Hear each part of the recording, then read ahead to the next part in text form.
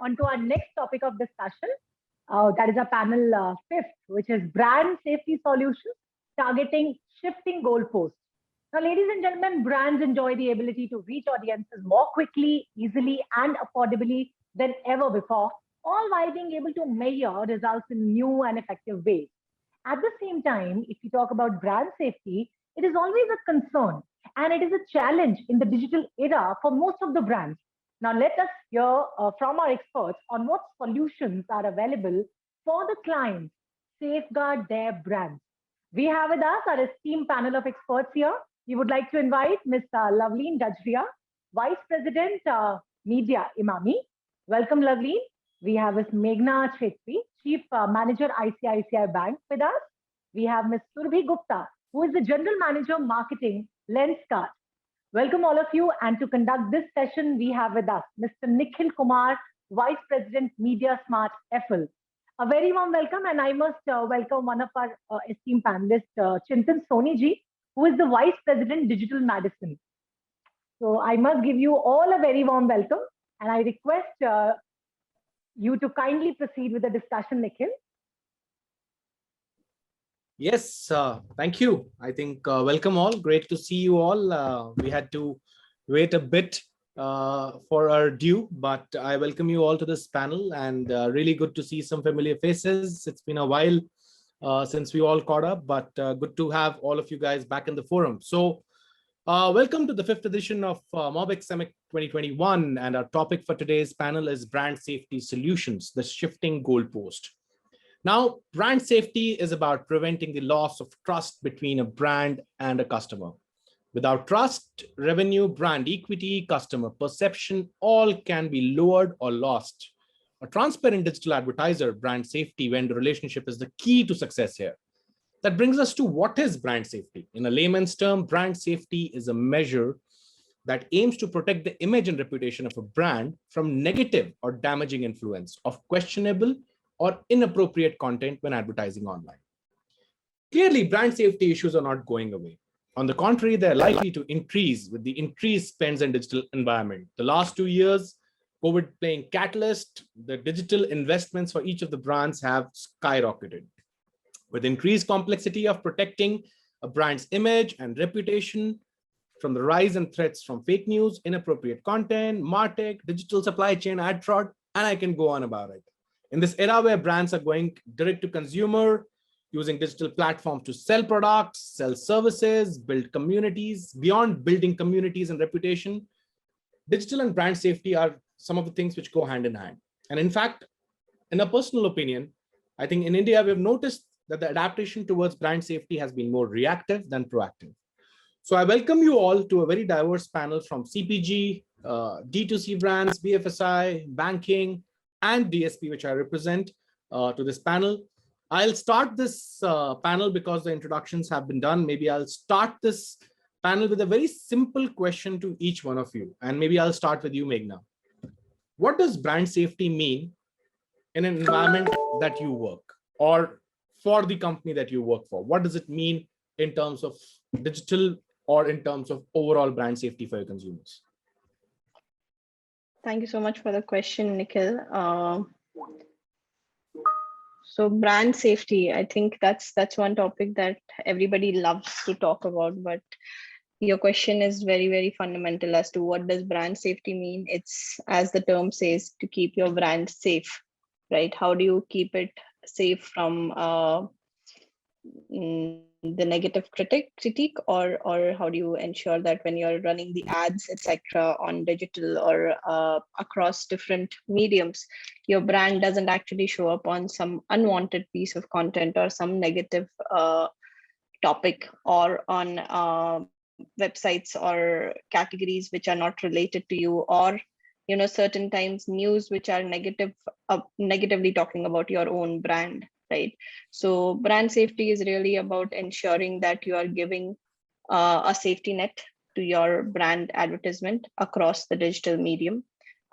This means different things to different brands, and within the organization also, depending on your products or services, this would mean different things for different products and services. So you need to identify what are the categories which are okay for you, what are the topics which are not okay for you, what are the content pieces which are appropriate for you, which are not okay for you, what are the audience segment or targeting type which you think is going to work for you, versus what is it that it's not going to work for you. It comes, from as basic as identifying the right TG and delivering the right ad to them.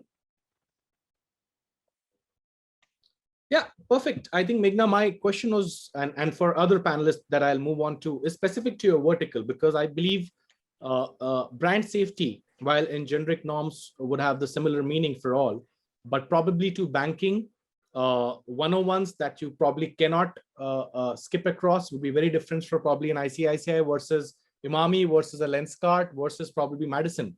So let's take a cue from there and move on to Loveleen. Loveleen, old friend, I've known you for a while. How has the brand safety definition, while you have stuck to CPG, how has the definition changed from the L'Oreal days to Emami, or has it not changed at all? And what does it mean when you work for such a diverse CPG environment with over 10,000 SKUs? What does it mean for you when you talk about digital advertising and brand safety?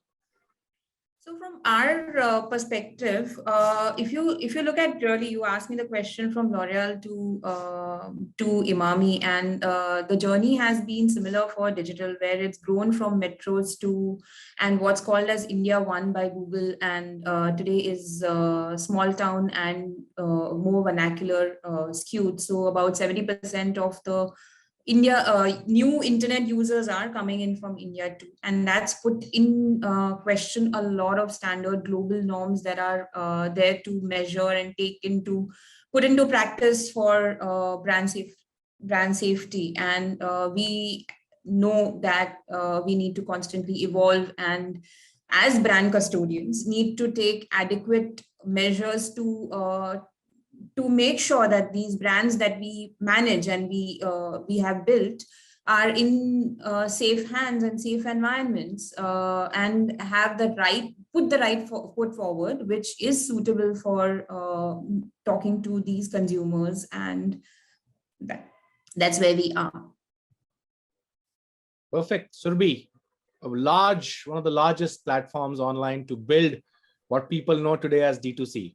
Somebody who sits there and understands this business operations, probably played this role before COVID started way too many years back, built this business successfully for such a large business that you hold today. What does brand safety mean for you? And for a category like yours, what does it mean? And everybody wears, I'm wearing one, and bought from Lenskart. What do you think when you are briefing your partners on brand safety? So, hi guys.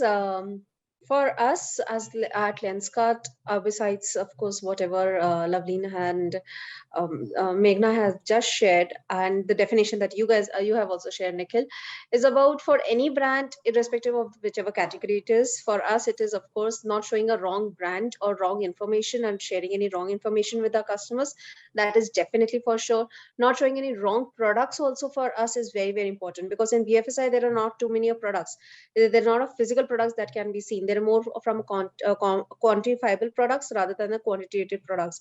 So therefore, for us, whenever we are showing any kind of a products on our ads, because what we have seen is this, that the more than the model images, the product images have worked for us. So people look at the product first, and that is where when they go and they buy the product.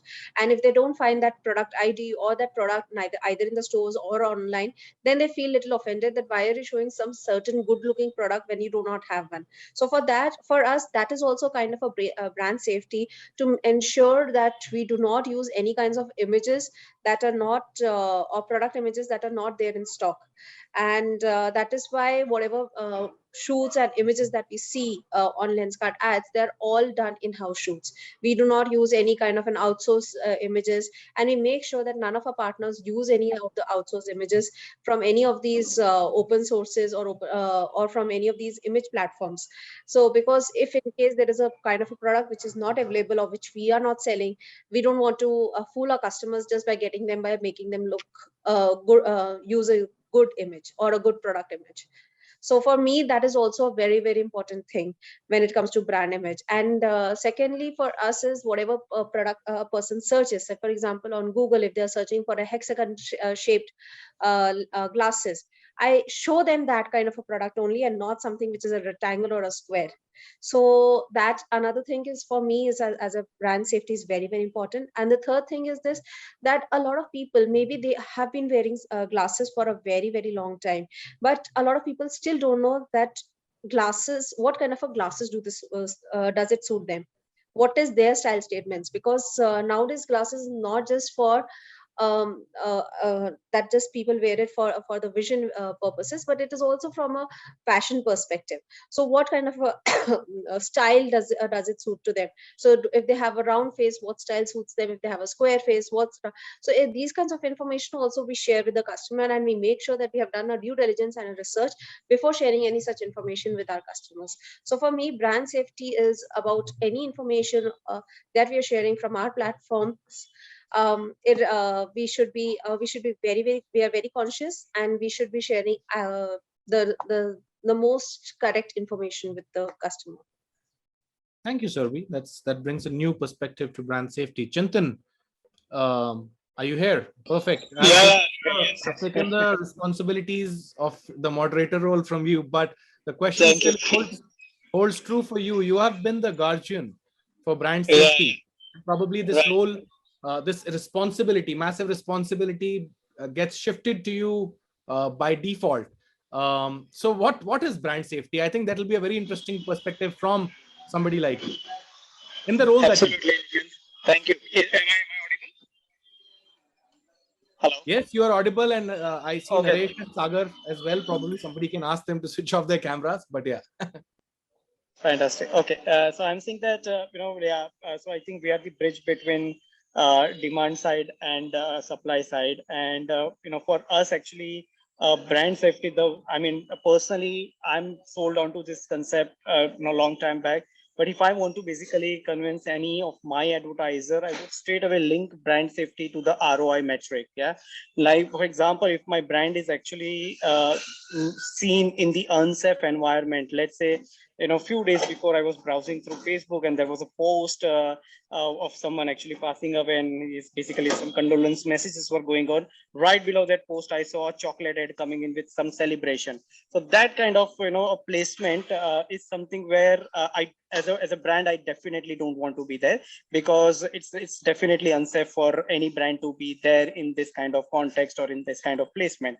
Now, how like when a consumer sees from their lens, it is straight away impacting the ROI of the brand, because I would say are you as a custodian of the brand not taking care of such a basic filter that you need to apply at your end when you are buying the media?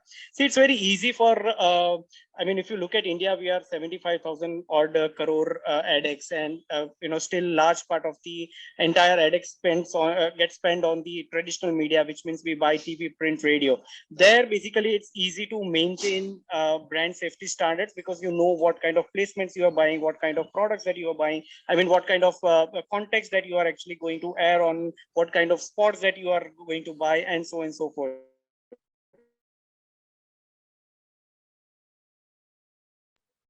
I got disconnected.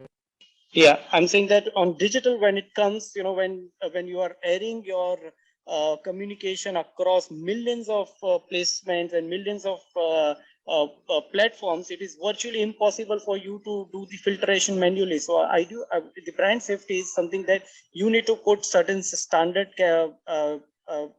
filter that comes along with your DSP. Plus, there are some third-party verification you can actually use. So you make sure that you are basically you are reducing the risk at lowest possible percentage. Yeah. Great, Chintan. Stick around. More questions coming your way. I think something very interesting that Chintan brought up is, he was seeing something. Somebody has passed away, and there was a chocolate ad. Let's not assume which brand's ad it was. It will be not great to share that on this panel. Probably, I think what will be interesting to understand is, why did that ad appear there, right? We live in a world today where we are almost 100% mobile. All of us have a mobile in our pockets. Most of us carry smartphone. But I think our approach still is a little primitive, where we think our desktop way of search and discovery to find things or probably targeting, or probably looking at contextual targeting, probably looking at third-party enablers, which are crawler based, which run up crawlers in websites. What we need to understand, an interesting point, because I represent a DSP called MediaSmart. We're a global company. We are from Spain, so GDPR compliant, and many other brand safety issues come hand in hand with us, and a little bit more evolved. And I think what's important as a point that I'll bring up is what people need to understand is that the mobile environment is very different from the web environment. Even when you do programmatic, and while programmatic is supposed to be 100% brand safe and transparent, the in-app environment really doesn't work exactly the same as the web environment. Many of your third-party partners also are not 100% compliant on the in-app environment. Many people don't talk about it. We don't want to talk about it. Probably we do not know what's better, or probably we say, oh, let's just go with what's the common way thing. But think about it in a very logical way. In an in-app environment, what doesn't exist is what you can run queries up crawlers into apps. You can do that on websites. You can't do that in apps. In an in-app environment, it's very difficult to do fraud, because again, in a website environment, you want to probably show your ads only on, let's say for you, Loveleen, only beauty related websites. But beauty related website can be Nykaa.com and can be Nykaa.es and Nykaa.es.es.ss. And hence the frauds, this is how the frauds are created in the web domain. But if you have a publisher level app strategy on a programmatic setup, there is no way that you can do fraud. There are two things which we can also look at in an in-app environment. Google Play Store and App Store, Apple App Store, they do a fairly good job in qualifying what's good and what's not good. There are very rare cases that you probably can create fraud there as an app, and there are any detection mechanisms which exist there as well. So for you as an advertiser, you can even look at targeting apps by the quality of ratings, which is 5-star, 4-star, 3 stars.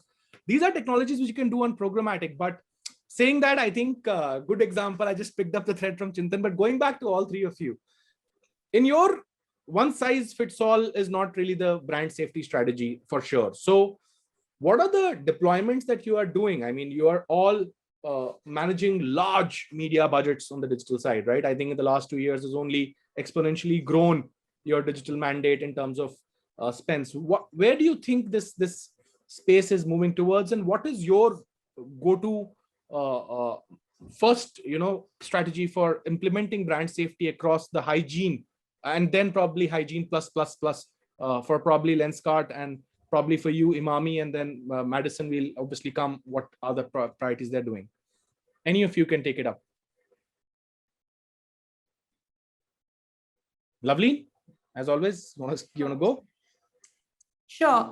So like I mentioned earlier, there a lot of new users are coming in from India too at this point. And the urban penetration of digital is about 70%, a little less than around 70%, and rural is 31%. So these are large numbers given the size of our country. But this also means with the growth rate of new digital audiences, new users coming in, these are also not very savvy. And as you mentioned, Nykaa.com versus Nykaa.es, it's easy for fraud, and it's easy for these guys to get cheated or to be placed in an environment where your brand to be placed in an environment where it's not meant to be. And we need to have the right guardrails up. We also need to understand that the kind of audiences coming in are largely led by voice, the 3 Vs, voice, video, and vernacular.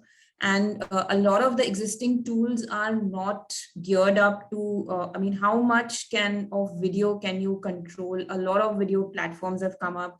New platforms like ShareChat have come in, new OTTs talking to regional audiences.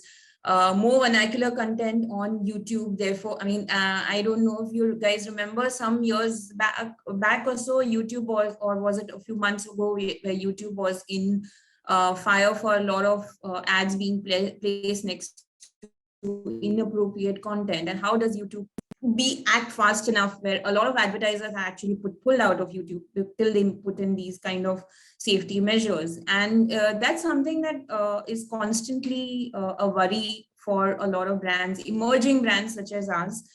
because we know that we've had to move. A large part of our digital spends have increased in the last couple of years as our kind of consumers have come on board. And this is going to happen in India gradually. Mass traditional media, like Chintan mentioned, is still a large budget, but that's going to reduce and that's going to move towards digital. The kind of guardrails that you can put on traditional media need to be put in the digital arena as well. So there, it needs to be at an industry level rather than, in the a responsibility of just the advertiser or just the, the digital, large digital networks which are there. So, it really needs to be a combined massive effort, and it needs to be taken on now while digital is still growing, so that we can be prepared when digital is large sized and ROI, ROS, etc. all starts playing a bigger role. Good. I think that's a really relevant point. I think it's not the advertiser's prerogative only to make sure that their ads are reaching the right consumers. I think it's the tech, it's the ad tech community, it's the partner agency community which has to build the guardrails collectively to make sure that the ads reach, there is less ad fraud. Surabhee, what do you think? I mean, what are your go-to strategies, at least in current scenarios, to protecting your brand? You obviously brought up right fit for the right people, right showcase of products to the right people, but and I'm going back to Loveleen also on this, that you have so many SKUs, female, male. What is brand safe? I mean, does a male product being seen by a female consumer also doesn't mean it's brand safe? Do you also become so categoric? Let's start with Surabhee and then probably go back to Loveleen and then move to Chintan on this. So for us, we do not have such the line between male and female are very, very blurred. So there are just very certain limited products that we can say that this is female and this is male. Otherwise, mostly they are all for both. And from a brand guideline point of view on how we say that we actually look at it, keep a track of it, is because, as I told you, that for us it's very, very important from a creative and an image point of view as well, that we do not show any kind of a wrong products to the customers. So what we do is this, to have a more control over this and to have more ownership of this, we actually work directly with the publishers. We do not work with any agency. We directly give them all the creatives, and the panels or everything is under our control. So from a Google point of view as well, from a Facebook point of view as well, everything is in-house managed, and it is not shared with any of the agencies. So therefore, when you are doing it in-house, of course the control is more on all these fraud related activities. Interesting. And no programmatic setups in-house yet? No, not yet. Okay. Loveleen, you can't surely say that your lines are not blurred between male, female. So I know you pretty well. In fact, it's really tough, like the amount of SKUs we have is really crazy, and we have to, as a CPG, and that's a problem of any CPG marketer, what's suitable. So there's something called brand suitability and there's something called brand safety, right? For us, we have to adhere to both. It's not just, so, we do a lot of adherence to approved site lists at the beginning, top of funnel to bottom of funnel, everything is, has to be tick marked. There's a, we have to do real time. We also have a D2C platform with zanducare.com now, and we have to do a lot of real time monitoring to make sure that, both from a performance campaign as well as a brand campaign level, there is real time action taken and immediate action taken, because we also have medical products in alternate health care. And we need to be doubly sure that we are extremely safe in our, so we work with limited and trusted partners. We make sure that we put that in place. We also look at, metrics in our reports, such as, we have ad viewability and ad fraud through Moat. We have invested in that. We look at ROAS, we look at repeat consumers, customer lifetime value, traffic, bounce rates, all the standards, brand lift and brand equity. 80-90% of our campaigns at least are measurable outcomes. And we make sure that we constantly monitor them as the campaigns go live, because each brand has a short life cycle. It's not like, a brand which is, I mean, I'm not a car brand which can just advertise every month on that particular car. For me, I have to advertise a different product and that campaign has to hit the target and be in the right environment at that moment. So that's our measures.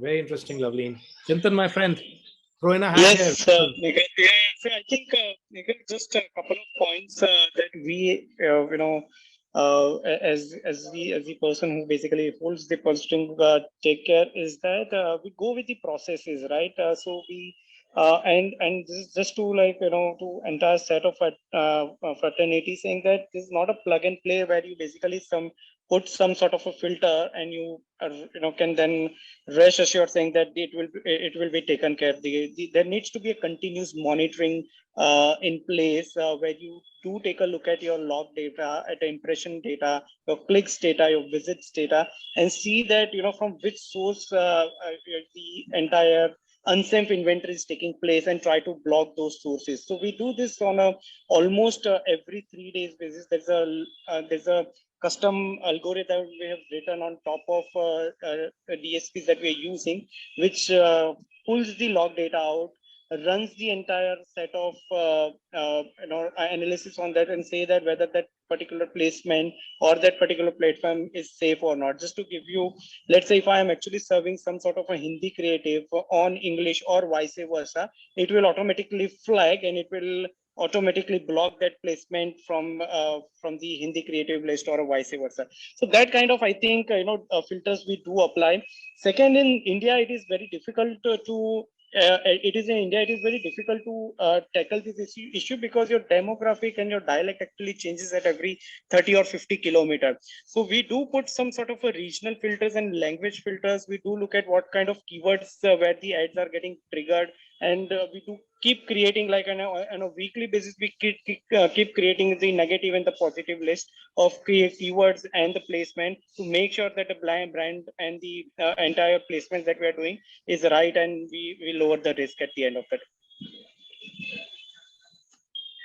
I think that's super interesting. I think some of the metrics that I'm taking for you is, obviously, I mean, people keep talking about DSP and, there are so many other ways. I mean, from a DSP's lens, the platform, your approach is a little bit different. And I think there are so many filters that you can apply as basics to sort of, get away from publishers. We talk about writing a specific algorithm atop the DSP itself to do that. You can look within the app. What is the load speed of the app? What is the types of ads that are coming on the app? You can check number of ads on the page on one scroll within the app environment. Absolutely.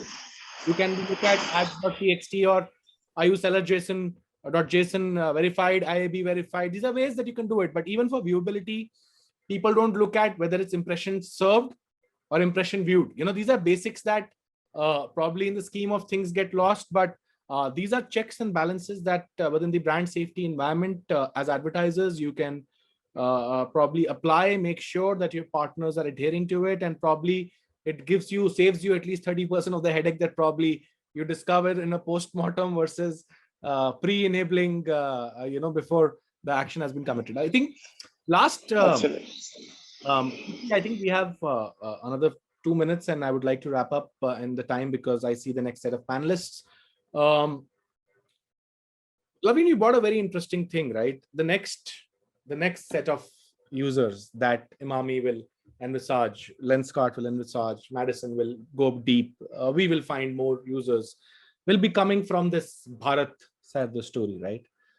We have seen some publishers which came in, they conquered that Bharat side of the story very quickly without naming who they are. But we didn't see Emami jumping on the bandwagon and saying, oh, you know what, that's where the user are, we'll go there. And obviously, I understand that comes from a space of brand safety. For our viewers today, and the next set of users will come from that side of the world. I mean, internet is extremely well penetrated in the country. We have the cheapest data plan per GB across the world. India is the second highest app downloading country in the world. I mean, simple facts, 89% of time spent on mobile is on direct apps versus 11% on mobile web. So it's all things are in place. But how do you get your brand there thereby adhering that you are still ensuring that it's going to the right people. Limitations of ad fraud are limited. Every dollar that you spend is for the rightful impression that is being served. Like you already said, you have checks and balances with at least 70-80% across mode viewability. Is there any specific thought, because a large part of your investments in the next 2 to 3 months will come from there? And we'll move to Surabhee on this, and then we'll wrap up. Okay, so one of the questions we grapple with, there is an emerging on what is important is this consumer that we spoke about is largely consuming content, be it content on video platforms, be it content on social platforms, and there also they may consume. So it's not it's the toughest piece of content to monitor for brand safety because of the dialects, because of the languages, because of the kind of slang words or something which may be put up, which might make it very difficult to detect. And this conversational communities and platforms and forums and blogs, which are all UGC, which could be largely UGC generated. We have, to correct you, we did actually use one such platform. Unfortunately, it had to exit the country. And we did have a very strong, a very visible campaign on it using for one of our brands. And so we have experimented. It's not that Emami doesn't experiment. We did put in guardrails to make sure, all the checks were in place, even on that platform, your standard brand safety measures. We also we make sure we work with the right partner. First and foremost, the agency partner, as well as the digital publishers and the websites and all that we work with. They have to be the right ones. And we are okay. Honestly, it's like this. You wouldn't go onto a dubious television channel, or you wouldn't go onto a dubious newspaper. And I think on digital also, it's same. Like, you would want your brand to be in the right environment. So that's something that we are doing as a marketer. Hope that answers.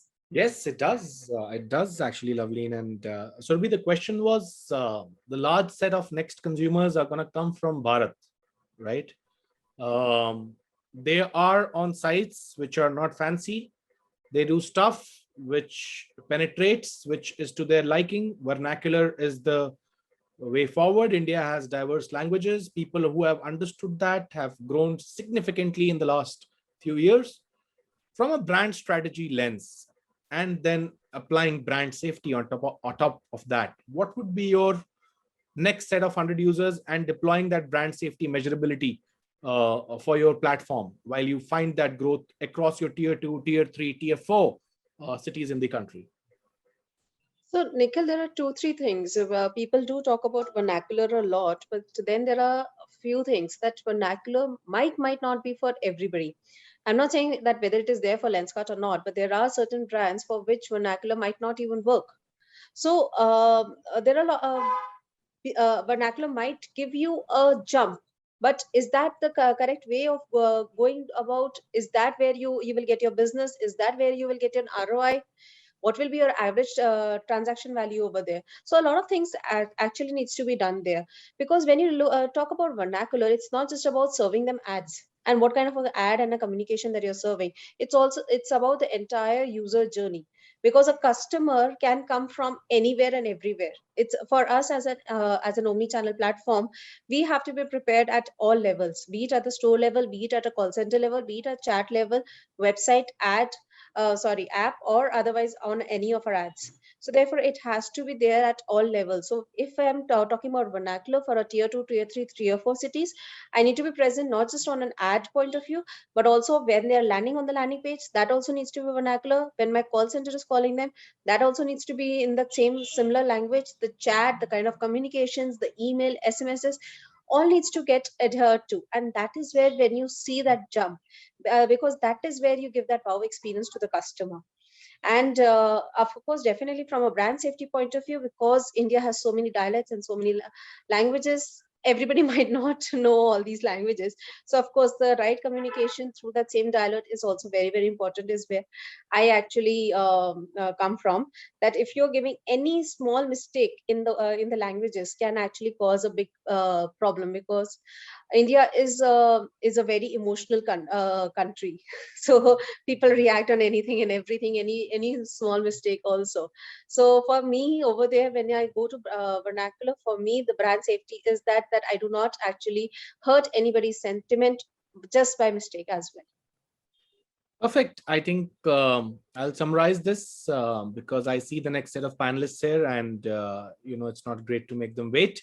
I think it was a great conversation. I think brand safety and brand reach can go hand in hand, contrary to what many people think. I think any application on the digital side of the business can be controlled, and I think while people talk about the future of programmatic, I think programmatic is now. And I think most adoptions are coming now, because within a programmatic environment, it becomes more brand safe. You can control the measurability of your campaigns. You can control the viewability. You can control the ad fraud. You can control who sees, when he sees it, how he sees it, and many other factors related to it. Basic certifications, third-party partners. Always remember, we are a mobile first country. Think mobile first. That environment is very different. Ask questions. Is the same logic that applies for web crawling, does it apply for apps? I think these are pertinent questions, and I think that will make our brand safety guidelines more secure. So thank you, Loveleen, thank you, Chintan, and thank you, Surabhee, for being on this panel. Back to you, Namita, because I can see you happy and smiling. Thank you so much. We're Thank still you, looking at everyone. Namita Thank you so much, bumping guys. in. It means that our next panel is ready. Thank you so much, everyone. I think this one matter needs immediate attention, and I think you all agree to it. I appreciate your thoughts and suggestions. Thank you so much for your wholehearted participation as well.